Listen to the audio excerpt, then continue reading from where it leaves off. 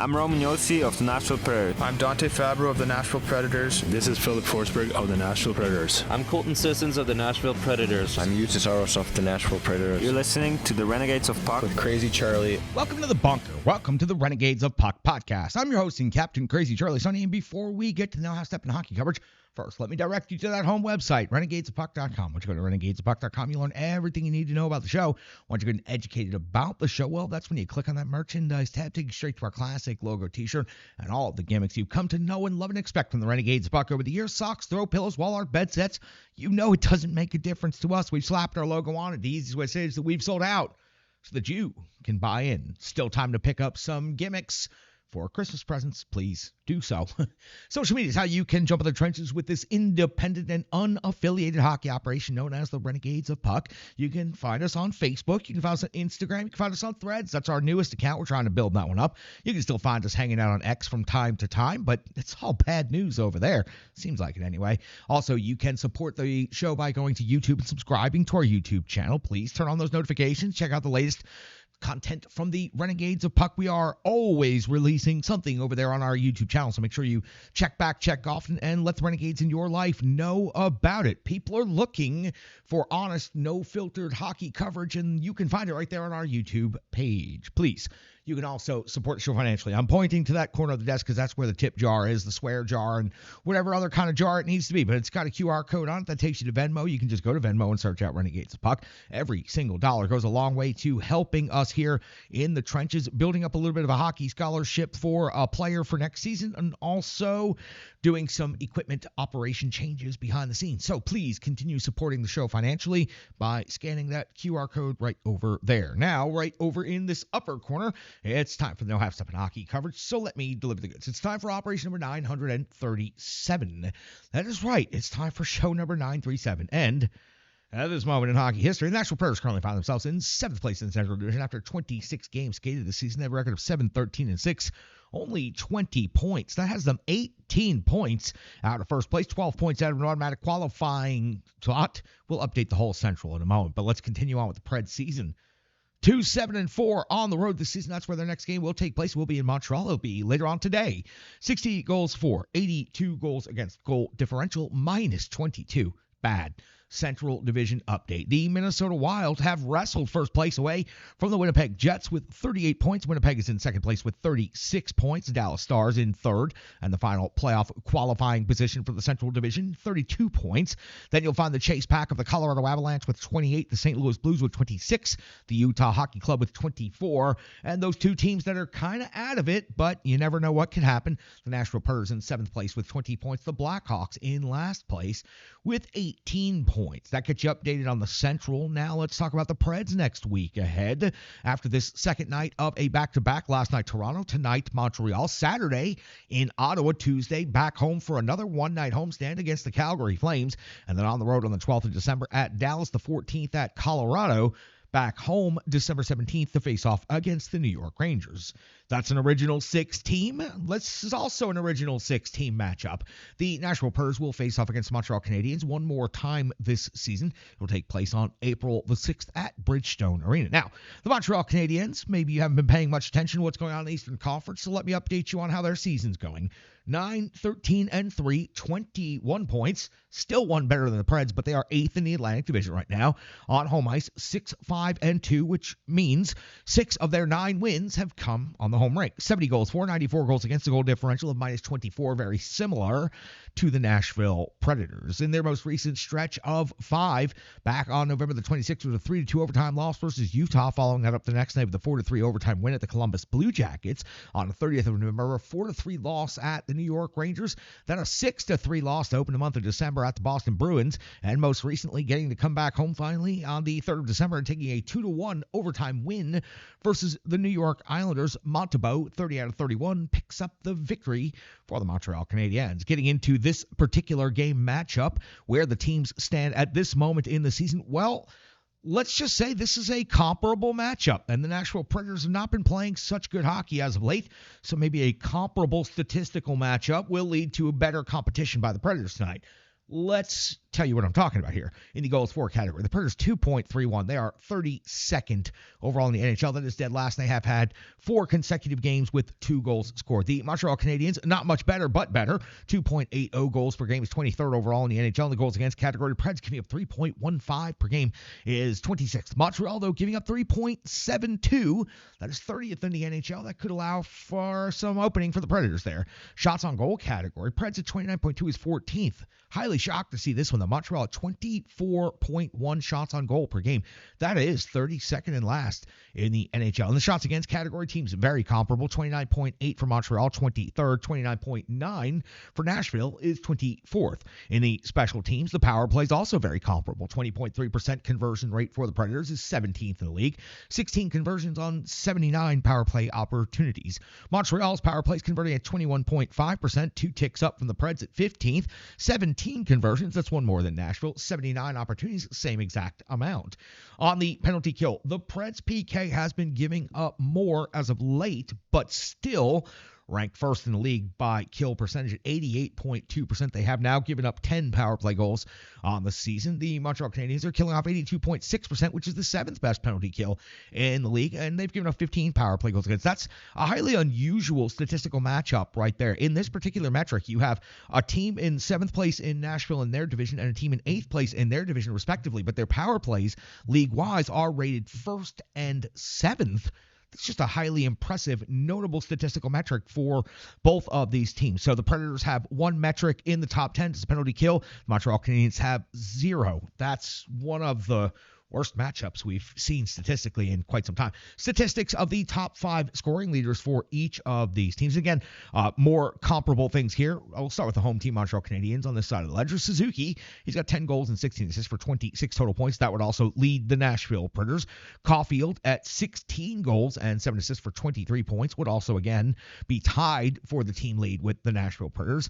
Hudson, 0 goals, but 16 assists, 16 total points. Matheson, 2 and 13 for 15. And Slafkovsky, 2 and 12 for 14. Over on the Predator side of things, the captain, Roman Josi, continues his point-scoring streak and continues putting distance between himself and the rest of his teammates. And it is known that Roman Josi is a top-tier offensive defenseman, but when your offensive defenseman is starting to put separation between all of your top 6 forwards in scoring, that's an indicator that things are not going very well offensively. Roman Josi, though, 7 goals, 16 assists, 23 points through 26 games. That is impressive defenseman at almost a point per game. Philip Forsberg was at a point per game through about 14 and then just fell off the map here. 9 goals still, 8 assists, 17 total points. O'Reilly's at 5 and 9 for 14. Marchessault's at 5 and 8 for 13. Stamkos 7 and 6 for 13. Potential anticipated matchup in net sees UC Saros 6-11 and 5, 2.64 goals against average with a 9-11 save percentage and 2 shutouts. Against Montebo 7-10 and 2, 2.99 goals against average, a 901 save percentage and 2 shutouts on the season. That's got you all set for the Nashville Predators' second night of back-to-backs. A quick trip into Toronto, then Montreal, then off to Ottawa on Saturday night. We've got to go back to game 1 of this road trip. We need to go back to Toronto last night, find out what happened. We call it the Rebirth Sports Full Game Recap, and it's coming up next right here on the Renegades of Puck podcast. Hockey players are as unique as the game itself, and your uniform should be tailored to fit you. Rebirth Sports is your sports apparel tailor. From shells, bags, warm-ups, hats, hoodies, branding, and more, let Rebirth Sports be your custom hockey tailor. And don't forget to tell them they do more than just hockey. Rebirth Sports on Facebook, Twitter, and Instagram. Rebirth Sport, a match made in hockey. It's now time for the Rebirth Sports Full Game Recap. Go all the way back December the 4th, year 2024, when the Nashville Predators were in Toronto to face off against the Maple Leafs. Head coach for now, Andrew Brunette, deploys his lines and defensemen in the following combinations: Forsberg, O'Reilly, and Nyquist, Stamkos, Novak, and Marchessault, Jankowski, Svechkov, Evangelista, LaRue, Sissons, and Smith. Your defensive pairings are Josi and Carrier, Shea and Blankenberg, Willsby and Chen. UC Saros gets the start in net on the road. 20 seconds into the game, that's where we find our first action. It is Woll coming up with a save on Forsberg. That's the first shot on goal of the game. At 39 second mark of the first period, it's Woll coming up with a save on Sissons wraparound attempt. And at 2:08, 8. Woll comes up with a save on Yossi. Preds off to a good start in the first 2 minutes. 4:40 of the first period, though. Saros comes up with a save on Matthews. That's his first save of the game. At 5:01, Saros save on Matthews' deflection. 5:26, the Preds break through first with Marchessault getting a trick shot, banking it off the end wall, having it land in the crease, and then jamming it on in. The first to it, the first to put it in the net, his 5th of the season, gives the Nashville Predators a 1-0 lead in Toronto. 6:08 of the first period. Now Tavares off to the box. 2 minutes for hooking on Svechkov. Hard skating in the offensive zone earned the Nashville Predators a power play. Woll would come up with a save on Forsberg, but the Toronto penalty kill would do quite a good job right here. Past the halfway point of the first period. Now we're at 10:18. It's Saros coming up with a save on Ekman Larson at the 11:04 mark of the first. It's Saros coming with a save on Robertson plus his follow-up at the 13:24 mark of the first period. Woll comes up with a save on LaRue at 14:09. Stamkos off the box. 2 minutes for tripping. UC Saros comes up with a save on Minton plus the follow-up. Big sequence right here by the starting netminder of the Nashville Predators. The 18:35 mark now at the first. It's Woll coming up with a save on Luke Evangelista at 19:43. Saros one more save, this time on Minton again. Toronto outshoots Nashville in the first period 12-9, but the Preds hold a 1-0 lead. We hit the clean sheet of the second period. We are 51 seconds in. That's where we pick up the action. And Woll comes up with a save on Philip Forsberg. The same way we started the first is the same way we started the second, with a save on Forsberg in the first minute. 1:35 of the second. It's Saros coming up with a save on Myers. 1:42. Saros a save on Matthews. 4:12. Woll comes with a save on Blankenberg. The rebound trickles through, goes wide up the post. No Predator there to pounce. 4:44 now of the second. It's UC Saros coming up with a save on Myers. We move to the 7:39 mark, and Saros comes up with a save on Nylander. Then past the halfway point of this game at the 10:38 mark of the second period, UC Saros coming with a save on Ekman Larson. LaRue hits the post on a wraparound attempt at 13:38 of the second period. At 15:19, UC Saros comes up with a save on Benoit. 19:01, Woll comes up with one more save on Smith. We hit the end of the second period. No goals, no penalties. Not a whole lot of action or excitement in the middle frame of this game. Toronto gets 6 shots on goal in that period to extend their total to 18.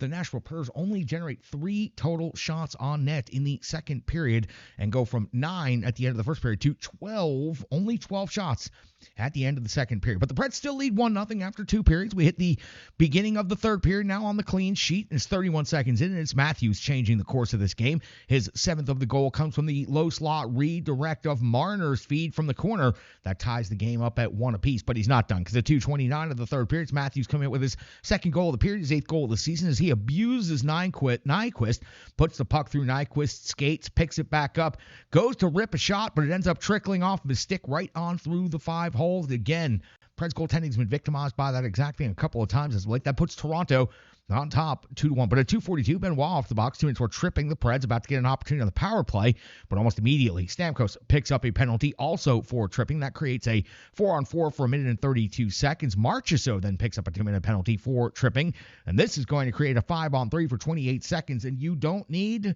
a whole lot of time when you have the talent like the Maple Leafs. Nylander scores on the 5-on-3, his 16th of the season. It was a weak side one-timer to make it 3-1 in favor of the Leafs, and I'm going to be honest with you, it was like the Leafs knew once they got to that third goal that this game was pretty much over, because for the most part, the Leafs lay back the remainder of the third period. At 6 minutes, Woll comes up with a save on Sisson. 6:23, Woll, a save on Blankenberg, plus the follow-up by Jankowski. 8:32, Saros does come up with a save on Matthews. Then we go back down the other end of the ice immediately in 8:55. Woll comes up with a save on Forsberg. Then 10:25, a save on Smith, plus the follow-up, which causes a scrum on the jam. 11:36 of the third, Woll comes with a save on Forsberg. 13:16, Woll, a save on Jankowski, but at 16:38, Jankowski back out there for his next shift, picks up his first goal of the season by putting a rebound backhand into the net, making this game interesting. 3-2 in favor of the Toronto Maple Leafs. The Preds back in it. Empty net scenario will give them an opportunity, but at 18:03, Saros comes up with a save on Matthews. And 18:38, Woll comes up with a save on Nyquist. That would be it. The Leafs would tuck the puck into the empty net, but it would be just after time expires, so that goal would not count. 3-2 is your final in favor of the Toronto Maple Leafs. The Predators drop their 4th consecutive game by a score of 3-2, but this game, different than the other 3 before, did not go to overtime. The Predators do not collect a point. They get outshot 28-24 for this game. So it was the Nashville Predators going from 12 shots on goal after the second to 24 at the end of the third. So they did get 12 shots on goal and a goal in the third period, but it was as if the Leafs knew once they got to 3, they could just pull the chute, shut it down, and that they were going to beat the Predators, because the Predators are unable to score more than 2 goals. That's why they're the 32nd rated goals per game in the NHL at just 2.31. That's going to do it for the Rebirth Sports full game recap. First night of back-to-backs. We've got a lot more to talk about. We're going to get into that Montreal game as well. It's all coming up right here on the Renegades of Puck podcast. Hello, hello, hello. I'm Tracy, owner-operator of Strong Style Fitness. And that's me and my training assistant, Rizzo. And we are here to bring you fitness that meets you where you are by offering circuit classes, bar-inspired classes, Tabata workouts, boot camps, guided stretching, and more, all taught by a certified personal trainer, me. To learn more, go to our website, strongstylefit.com. Subscribe on YouTube at Strong Style Fitness. Follow on social media at Strong Style Fit. But most importantly, let's get you moving. It doesn't matter if it's your first workout or you've been doing it for years. Strong Style Fitness has the workout that meets you on your journey and helps you along the path to a happier, healthier life. I understand where you've been, what you were going through, and where you were going, and I want to take you there. We'll see you on the mat. Mwah. Welcome back in Renegades of Puck podcast. Time for the analysis portion of things, and UC Saros got the start, 25 out of 28, and again, an indicator that your goaltender is playing pretty good, but your team is playing pretty bad. UC Saros' record, 6-11-5. That is bad. That's really bad. That works out to 6-16 on the season. 2.64 goals against, averaging a .911 save percentage, and 2 shutouts, though, indicate that the individual player, UC Saros, is playing at a very capable level. And the notation I made for this game was, once again, he gave his team an opportunity to win. He got them to the third period ahead by 1, and the Predators were unable to contain, control, and deny the Toronto onslaught that happened in the first 5 minutes of the third period. UC Saros gave his team a chance to win. It is incredibly difficult to stop Matthews, Marner. That's your goal scorers for the game. And the things that Matthews did on his 2 goals and Marner's weak side one-timer, I mean, those are pretty hard things to stop. I mean, you get Austin Matthews at point-blank range, and he whiffs on the shot, and it just trickles through the 5-hole. I mean, what an unbelievably bad break for UC Saros. I mean, look, Matthews was probably going to score right there anyway. He had his spot picked, and there's probably nothing Saros could do about it. But the spot he picked was not a trickler through the 5-hole. It just happened to work out that way after he just abused Gus Nyquist. What are you going to do? Gus Nyquist is just one of many victims by Austin Matthews. Jonathan Marchessault had a trick shot off the back wall into the crease, jammed on it first. That's great news. Nice to see him on the score sheet. Also had 2 shots on goal, but where is he? Where is the tenacity? Where are the top 6 forwards? Where are the big-name free agents? Where are the money guys in the money situations that are supposed to get the job done? That's great. I'm so glad Marchessault got the first goal of the game, and it stood for the Predators for 40 minutes and 31 seconds. I'm glad it did, but more. Where is it? Where is Stamkos on this list of analysis? He's nowhere to be found. Where's Forsberg on this list of analysis? Nowhere to be found. O'Reilly, nowhere to be found. The names we're going to talk about here going forward, Mark Jankowski picks up his first goal of the season, also generates 3 shots on goal. Highly noticeable. Last couple of games he's been out there bringing the jam, really working hard, trying to secure pucks for his team, going to the net, rewarded right here with a rebound goal on the backhand. Made the game interesting at the very end, but that's Mark Jankowski making the game interesting. Not Jonathan Marchessault, Philip Forsberg, Steven Stamkos, or Ryan O'Reilly.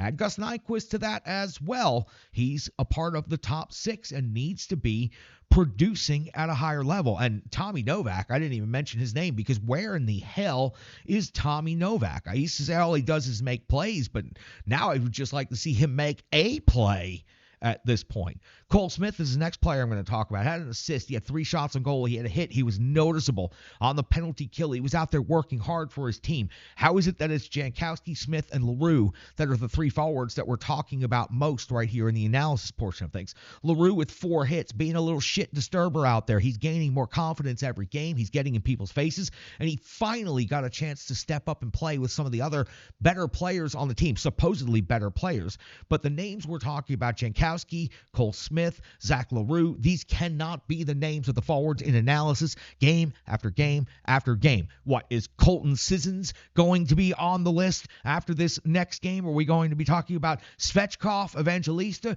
When are we going to start talking about the top 6 forwards? And are these guys trying to cost Andrew Brunette his job at this point? Because it's illogical how poorly they are playing out there. I am going to mention Roman Josi here. Picked up an assist in this game, 26-27 in total time on ice.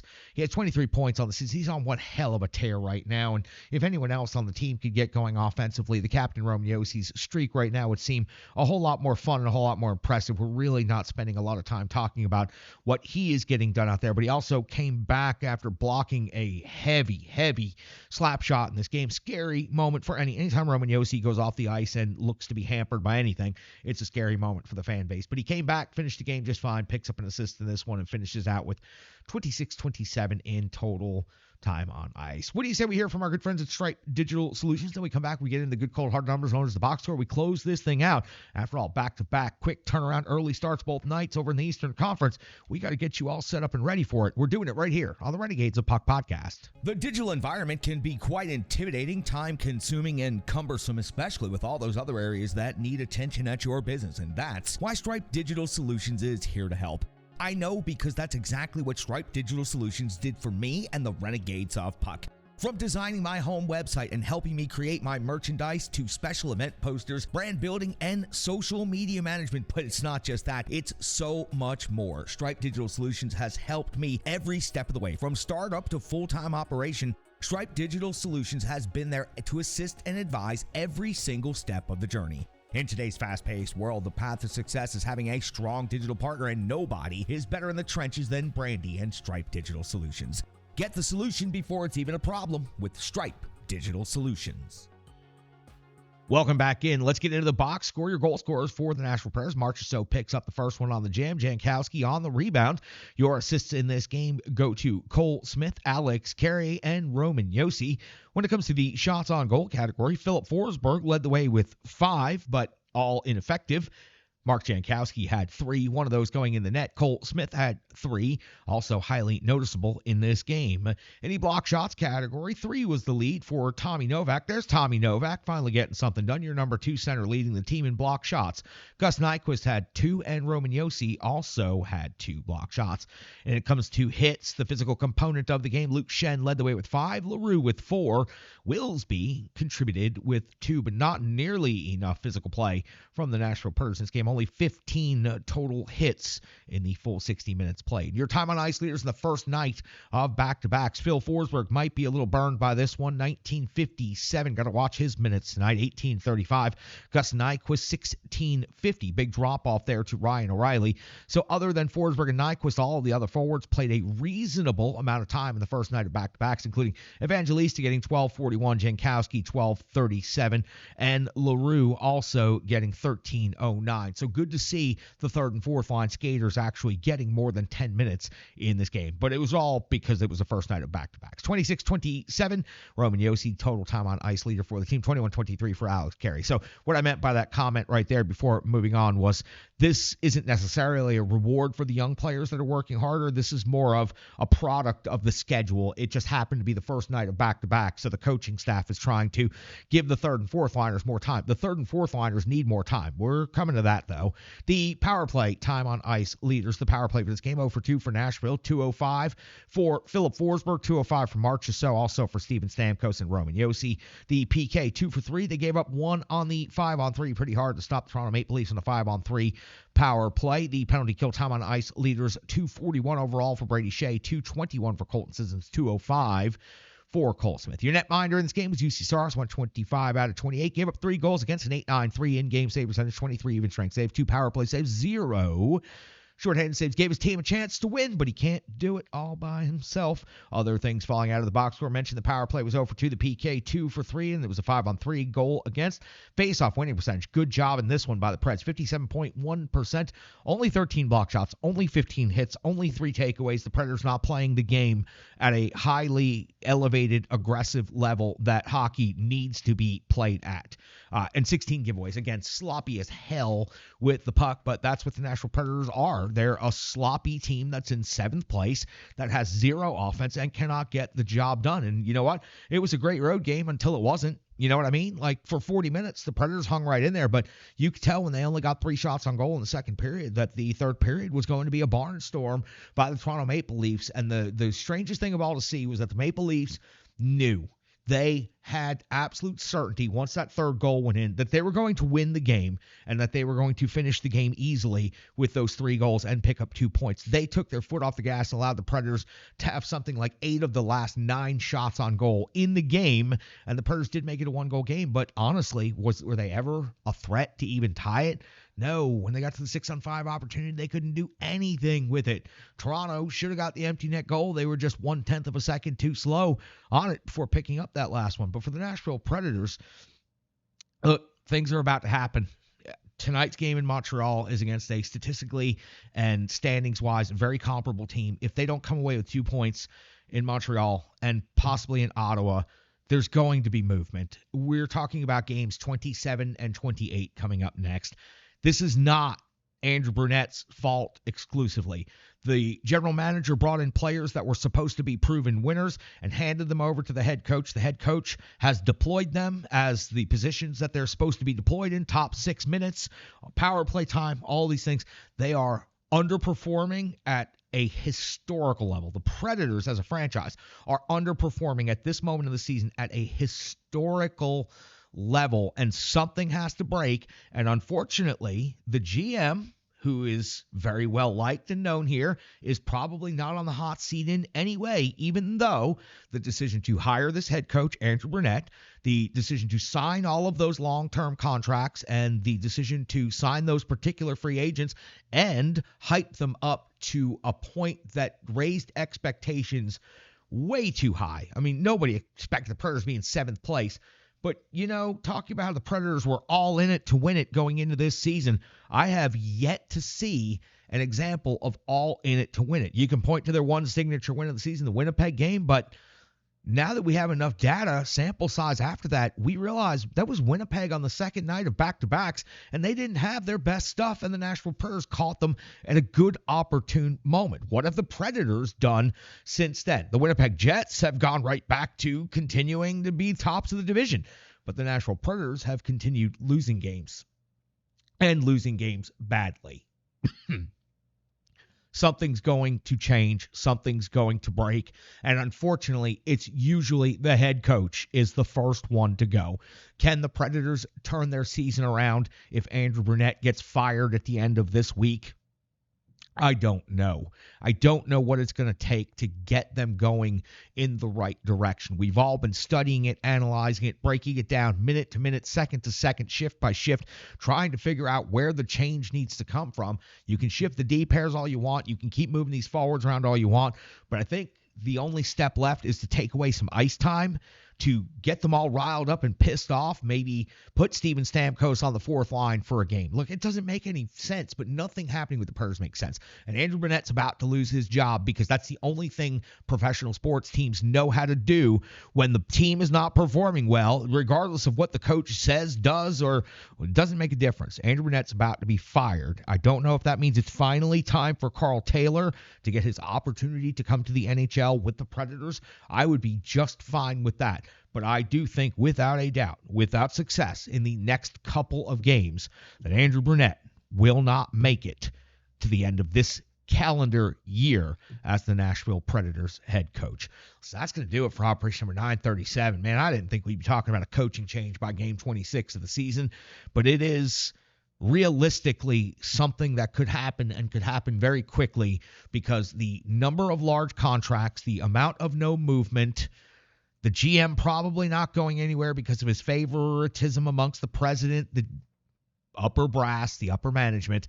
So it looks like Andrew Brunette is caught in a pinch right here, and it looks like he's about to get scrunched right out of the Predators. So we'll keep monitoring. We'll be back here to talk about the Montreal game. Also, Spartans in Bellevue this weekend. Red River Spartans, 2-game road trip to Bellevue Ford Ice Center. That's going to be the Terry Crisp rink. Come on out Friday night, 8:30, Saturday night as well. Come on out and check us out at the rink. Very much looking forward to broadcasting some games from Bellevue. We'll bring you highlights here on the podcast. So let's get to it for Operation 937. I sure do appreciate your time. Appreciate you hanging in there with some of the heavy topics right there, and appreciate each and every one of you. I'm your host and captain, Crazy Charlie Saunier. Stick taps, love, and respect.